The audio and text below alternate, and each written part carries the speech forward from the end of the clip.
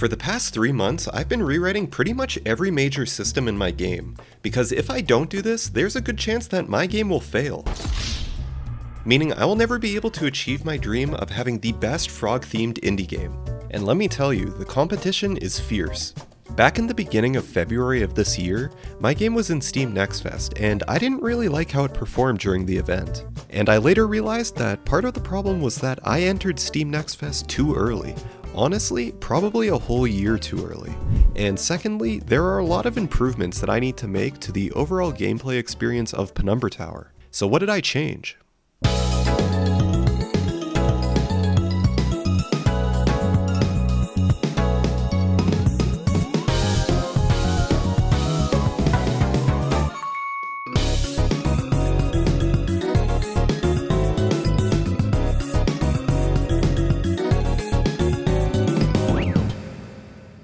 If you're new here and aren't familiar with Penumbra Tower, hi, I'm Greetable, and during my free time for the past year, I've been working on a frog-themed, turn-based roguelike dungeon crawler, which sounds like a mouthful now that I've said it, but if you're curious about the project's development so far, I recently released a video covering the full 1-year development journey that Penumbra Tower has gone through, which pretty much covers everything up until this point. Anyways, have you ever been trapped in a 3x3 square room with a locked door that won't open unless you kill all the rats that are also trapped in the room with you? What I'm trying to say is one of the main problems that I want to get out of the way first is that the room generation is too strict right now. All it's doing is generating a grid with a randomized height and width. The solution was okay to start with, but ends up getting boring pretty fast when every single room looks the exact same. So how do we fix this? Well, the end goal for this is to create a solution where each room's shape is more dynamic. So to start things off, I need to transition the current tiles I'm using into rule tiles. And if you don't know what a rule tile is, it's Unity's built-in way of creating flexible tile maps by detecting adjacent tiles and swapping the sprite according to whatever rules are attached to that rule tile. Up until this point, I've just been using regular game objects and rotating them as needed depending on where the walls are facing in the grid generation script, which was pretty simple because each room was always a rectangle. But how do we actually generate these room shapes? Well, for me, there are two options. Option 1 is using something like Perlin noise to dictate where the wall and floor tiles will be placed. Option 2 is creating a group of custom-made room layouts created with rule tiles, and adding those layouts to a list and selecting one at random. I ended up going with option 2 for one main reason. It gives me greater control over what the room layout will be, removing the possibility of the player or another unit getting stuck in some sort of strange tile configuration. But this is just what worked for me at least. I think most devs might actually choose random generation, but I think just because something is being randomly generated doesn't mean it's any better than something that isn't, in this case at least. So I converted all the dungeon tiles into rule tiles and even created a couple more sprite variants for the new wall angles that I needed. I also put together a collection of over 20 different layouts that could be spawned in. Then I added some of the detail back in, including the offset tile colors and the random plant prefabs. Not to be rude, but are you ever going to change the water and lava tiles? The sharp corners stick out like a sore thumb, and the design doesn't really fit the rest of the game. It's been about half a year now, so I think it's about time I finally redo the hazard tiles. But it ended up being a lot more work than I thought it was going to be. Let me explain. So these rule tiles are actually made up of two parts, one being the scrolling lava texture, which is actually just a prefab attached to the rule tile, and the other being the rule tile sprite, which is really just outlining the tile in this case, as you can see here in red. I was running into a bug where at a certain point some of the rule tile sprites would just disappear randomly, leaving just the lava texture, and for a whole day I couldn't figure out why this was happening. And eventually I discovered that it was because the tile map renderer mode needed to be switched from chunk to individual, which is something I never encountered the whole time I was working on the other tiles, but it is what it is, I guess. From there I fiddled around with various iterations of the lava tile until I landed on this style. After that, I needed to move the forest and volcanic tile sets to the new rule tile system as well, which includes creating new corner tiles again, as well as working on an updated water hazard tile. The nice thing about the way I implemented the layout generation is that no matter what room environment is selected, the layout prefab will be converted to that tile set when the room is being spawned. So here's the new version of the forest environment. and the volcanic environment. Let me know what you guys think of the new hazard tile sprites. Okay, so originally the door was always centered on the room's back wall. This obviously can't be the case anymore, so I decided that the door will now spawn on a random floor tile instead. This functions the same as it did before, only unlocking when all the enemies have been killed. Also, if the door tile happens to spawn on a lava tile, for example, the player will not take damage when they go through the door because they're not actually occupying the lava tile in this case. Changing the door tile to a sort of special room obstacle got me thinking about other potential obstacles that I could include, which are what these crates are that I've spawned in around the room.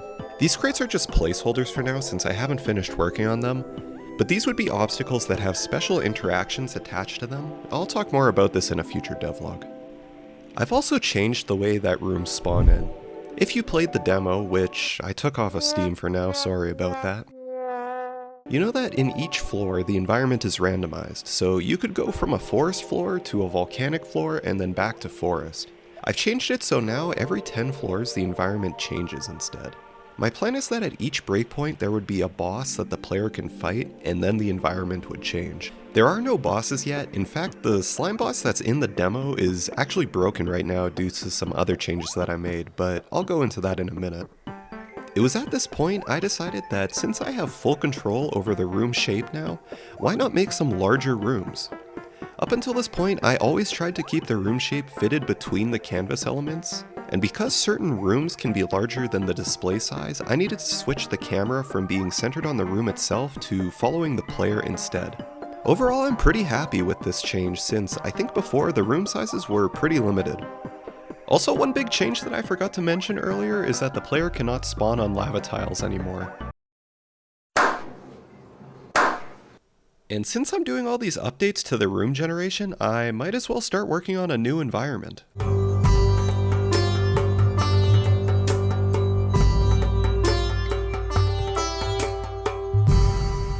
The main difference between the desert floor and every other environment is the hazard tiles. Quicksand tiles don't apply or remove any status effects from units like water and lava tiles do. The quicksand tiles cause units to sink into the sand and then emerge on another quicksand tile somewhere else in the room. This includes the player, enemies, and even bombs. Okay, we need to change topics now. There's still a lot of updates to get through, so let's pick up the pace. Also, we're getting to that point in the video where I need to start to farm some delicious engagement. So let me know in the comments if you have any ideas that could be included in the new room generation. And if you don't have any ideas, consider leaving a like on the video. It really helps YouTube show Penumbra Tower to more people. Each like on the video also helps to satisfy Toadgoth, the amphibian deity who will burn my soul if I fail to convert enough people. Penumbra Tower's combat system has a bunch of underlying issues that I've been aware of for a while now. I think this is mainly because of how actions and attack patterns are currently structured. It ends up resulting in the player taking unavoidable damage most of the time, which in turn makes the player feel like they need to collect as many lifesteal items as they can during the run. I saw this happen to most of the playtesters, and I definitely felt this when I was playing through the demo. There is also another underlying issue with enemy actions. In this version, enemies can spawn in with a random amount of actions that they can use each turn, usually between 1 and 3. The 3 action enemies feel significantly stronger than the other enemies, and if the player is really unlucky and the room contains multiple 3 action enemies, it almost surely results in the run ending. So what did I do? Well, I think this might be a little controversial since this is a pretty core feature in the demo build, but I removed the concept of actions from the game. Both the enemies and the player now can only do one thing per turn, and both happen simultaneously, meaning that when the player moves, the enemy will also move or attack depending on the context of what's happening. This definitely changes the balance of the game, but doesn't solve the unavoidable damage problem. To fix that, I've changed the way attacking happens. Now an enemy's attack is considered a multi-turn function, meaning that when an enemy approaches the player, they will spend their first turn prepping the attack. This can be seen here as a tile highlight, and then during their second turn they will actually attempt to attack the player. This gives the player the opportunity to move to another tile, thus avoiding the attack. But Mr. Game Developer, I'll have you know I'm a very skilled gamer. I've beaten Elden Ring 7 times without dying. I will simply dodge every attack. Well, that brings me to change number 3. Do you remember the enemy abilities from a couple devlogs ago? Each enemy had an ability that was unique to itself that they could use every couple turns. Well, I've slightly changed that system as well. Imagine that enemies are being split into two categories: basic enemies and elite enemies. Basic enemies will only ever have one ability available to them, that being a basic attack. Yes, basic attacks are now an ability technically. And yes, this is a new enemy, thanks for asking. The Tepid Toad is the first basic enemy that I've made so far, but I'll have to make way more because I plan to make enemies more environment specific. And you can think of elite enemies as all the enemies that you're already familiar with from previous devlogs. The only difference now is they won't have one ability, they'll have three. For example, let's look at the rat. So starting off, the basic attack is what we've already seen. All enemies will likely have this ability. Whirling Slash is an AoE ability where the rat will slash all adjacent tiles, dealing damage to the player if they happen to be in range. The rat's third ability is Bomb Throw, where the rat will attempt to throw a bomb onto a tile near the player. The rat used to have an ability where they could eat a block of cheese to heal a portion of their missing health. I decided to remove that ability because it wasn't that engaging and wasn't really that interesting, honestly. I suppose since I mentioned bombs, I need to talk about them quickly as well. Because actions have been removed, I've adjusted the way that bombs behave. Originally, bombs would explode at the end of the turn that they were placed. That can't happen anymore because now you would just hit yourself with the bomb. So now when a bomb is placed, it will explode after 3 turns. At this point, only the rat and the Tepid Toad have been migrated to the new system, so I can only show you them right now. But I believe that this combination of multiple enemies trying to attack the player and the new ability structure will cause the player to take damage, but in a way that's avoidable if played well. Hopefully. I mean, that's the plan at least. Also, as I said, I need to work on moving the old enemies to the new system, as well as make some additional basic enemies. Going forward, I'm going to try to hone in on being more frog focused, so if you don't ever see the raccoon or opossum again, that's why. I think when I created those 5 enemies in that devlog a couple months ago, the theme got away from me a little bit, but I'm going to try to claw it back now. At the end of the day, this is supposed to be a frog-themed game, so I'm going to try to narrow the amount of different things that are in there. Okay, we got a couple more things to talk about before we move on to the next major system rewrite. As you may have noticed, there is now an overhead health bar. I added this simply because I found it annoying to hover over every enemy in order to find out what their current health was. Also, every interactable game object in the scene now has an outline to indicate that. This is more of just an accessibility change mainly. Enemies also have a red outline now. While playing through the demo build, me and some of the playtesters found it hard to see some of the enemies, so this is to help with that. And you can't really tell from this footage, but I started prepping for controller support, and to do that, I've separated the movement controls from the interaction controls. So if you look here, I can hover over this tile with the mouse way over here, but I can still move the character using the keyboard. You can still move and interact with objects with just the mouse if you don't have a keyboard, for example, or maybe if you just prefer to play that way. But the enemy AI is still dumb. I saw the enemies walk right into the lava. That's something else that I fixed. I've added a chance variable for enemies to decide whether or not they will walk into a hazard or not. They won't always avoid it, but they will most of the time. Another thing that's changed is the way that enemies are spawned in. As I mentioned earlier, you could get very unlucky if multiple 3-action enemies spawn into a small room. The same thing could be said for elite enemies. To counter that, I've removed some of the randomness by adding spawn weights to enemy units. Basic enemies have a weight of 1, while elite enemies have a weight of 3.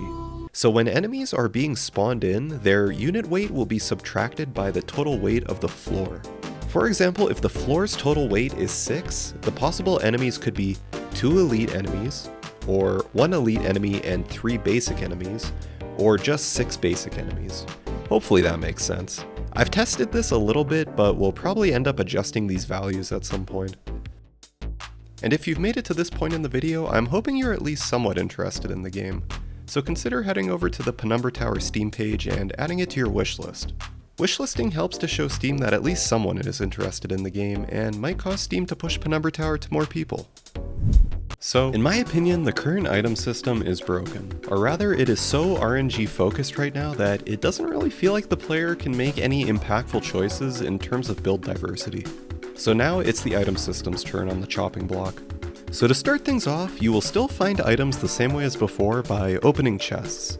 However, one change I've made is that I'm reducing the chance of finding these chests. Originally, every room would be guaranteed to have a chest somewhere in it, but I think that the overabundance of items ended up reducing their overall value. And I think there was another issue with the item effects not being game-changing enough, but I'll cover that in a little bit. These are the new relic cards, which are what I'm going to be calling the items from now on. Relics are passive items that can be collected and upgraded as you progress. Taking a look at the updated cards, we can see here that the relics are separated by rarity, although unfortunately it looks like we only found common relics this time. I've removed all the flavor text in favor for a more detailed description of what the relic does. Near the bottom of the card, we can see the total number of times that the relic can be upgraded, as well as the current stat value. As you continue playing, you'll eventually be given the opportunity to upgrade any relics you've found. In the upgrade screen, you can see what the upgraded value of the relic is and what it will cost you to upgrade. But what is this? This isn't the coins I remember from the demo. I've replaced coins with something that I'm calling essence right now. If you've ever played a Dark Souls game before, you can think of this as the same thing as souls or runes. When killing enemies, their essence is absorbed by the player to be used for upgrading relics and other things. I've done this by using a particle system, and honestly, this took a while for me to figure out. I'm not super great at using the particle system in Unity, and with the addition of the particle field component, I was definitely struggling. These particles are a little bit small to see, but they're actually little glowing flies, which I felt made sense with the frog thing we got going on. So once a relic has been taken from a chest, it is removed from the game's item pool, meaning there is no more item stacking. The main portion of this rewrite is how relic effects get triggered behind the scenes. This new system is way more optimized than the old one. Relics now have a trigger attached to them, which causes the relic effect to activate at certain points during the turn. This could be the turn start, unit movement, before attacking, after attacking, and so on. Well, on to more exciting stuff. With this update, I've expanded the current pool of relics and also reworked some of the old ones, so let's go through what's new. So block has been removed from the game, and in its place is damage reduction. The basic shield now offers a % damage reduction instead. Evasion functionally is very similar to what blocking was originally, and yeah, most of the new items don't have names or icons yet, so if you have any suggestions for what these new items should be, let me know in the comments. As you can see here, some of the items are just flat bonuses with no available upgrades. If you have the parry item and successfully evade an attack, you will redirect the incoming damage back at the enemy. I've also been working on this new status effect. The shock item applies shock to enemies, causing your attacks to deal bonus lightning damage. I've also been working on more synergistic items. When attacking a shocked enemy with the spark item, the shock damage from your attacks has a chance to chain to nearby enemies, dealing reduced shock damage. If your attacks already apply burning to enemies, the Ignite item has a chance to spread the burning status effect to adjacent units. Now, only the OG viewers will remember this one, but I've re-added the bleed item back into the game because why not? Your attacks will apply bleed stacks to the enemy. When the stacks reach 3, they will burst, dealing bonus damage. The hemorrhage item has a chance to deal bonus bleed damage with every bleed stack applied to the enemy unit. The chain bonus relic is pretty interesting. Each consecutive attack causes you to combo, increasing your next attack's damage. This combo ends when you stop attacking. The low HP crit damage relic increases your crit damage if the enemy's health is below 50%. As for the killing blow bonus relic, when you kill an enemy, you gain a damage bonus on your next attack. The chain turn bonus relic has a low chance to chain a bonus turn onto your current turn if you land a killing blow on an enemy. Again, if you're familiar with Dark Souls, and also this is a temporary name for both of these relics, so hopefully we come up with something different. The red Tearstone Ring, when at low health, your attacks deal double damage. Blue Tearstone Ring, when at low HP, incoming attacks deal half damage. And then I added in a group of relics for each of the status effect immunities, so essentially if you get one of these relics, you'll be immune to that status effect. These will be pretty rare though. This update to relics is very basic right now. A lot of these new effects still need some sound effects and animations, and as I've said, none of them even have names at this point. So I'll likely have more relic updates to show in the next devlog. One thing that I also haven't figured out yet is how the player is even able to upgrade these relics. I have a couple of ideas, like it could be a special room that the player can find, or maybe another type of rare obstacle that the player can interact with. Who knows? I've also not done any balancing work to any of this, so ironically the game is actually harder now than it was before, but that can be easily fixed. All in all, I like this set of changes. The combat almost feels like a dance now when you're trying to dodge incoming attacks and bombs and trying not to get cornered or forced into a pool of lava. It's pretty interesting. Anyways, I have a ton of changes that still need to be done in order for the Relic system to be complete in a sense. I feel like what I've shown in this devlog is just the crust of what I still need to do. I appreciate you making it this far in the video, especially this devlog, since it looks like we just crossed the 20-minute mark, which is more than twice as long as my regular devlogs are. But I don't know, if this video does well, maybe I'll make all the devlogs a little longer. So, I'll see you in the next one.